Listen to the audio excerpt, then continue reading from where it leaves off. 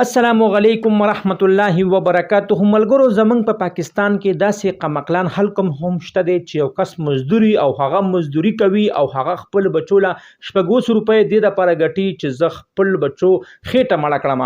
نو ملګرو هغې کې داسې قمقل او داسې لیوني مزدوران هم شته دی. دې کې یو مزدور دی چې د نوم اشفاق دی او دا د کراچۍ اوسېدونکی دی او کله نه چې هم عمران خان د کرسۍ نه کوز شوی دی، کله چې هغه د وزیر اعظم توب د کرسۍ نه کوز شوی دی، نو هم هغه اشفاق زهر خوړلی دي او دې وخت کې په هسپتال کې پروت دی او د هغه چې کوم بچي دي هغه دې وخت کې ناره تېروي.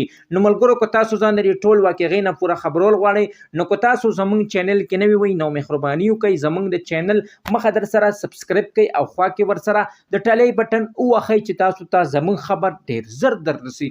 واقع چې ملګرو ډېر د خفګان مقام دی چې یو مزدور چې 8 غنټې کار کوي خپل بچو دپاره دې دپاره کوي چې زه به دا پیسې وړم او زه به خپل د بچو خېټه مړوم.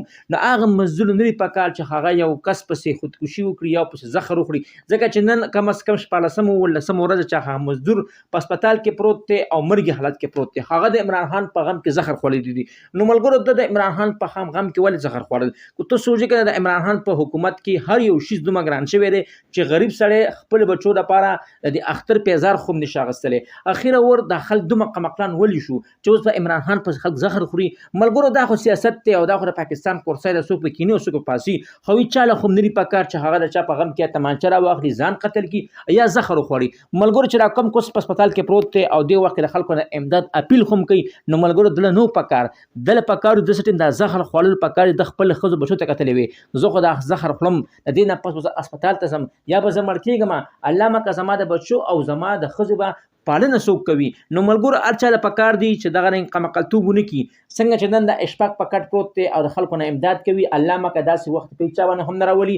دا سیاست دی او سیاست ټول هسې دروغ دي او موږ نه دي پکار، موږ خپل غریبانان مزدوران خلکو موږ نه دي پکار چې موږ یو داسې حرکت وکړو چې نه موږ څوک امداد کولی شي را روان زموږ کوم مستقبل دی هغه ټول او تباه او برباد شي. نو ملګرو دا زما ویډیو به ستاسو ډېره خوښه شوي وي. د دغه رنګې ویډیو کتو دپاره زما د چینل مخه در سره ضرور سبسکرایب کړئ او خوا کې ورسره ضرور د ټلۍ نشان ووهئ چې تاسو ته زموږ خبر ډېر زر در رسي. السلام.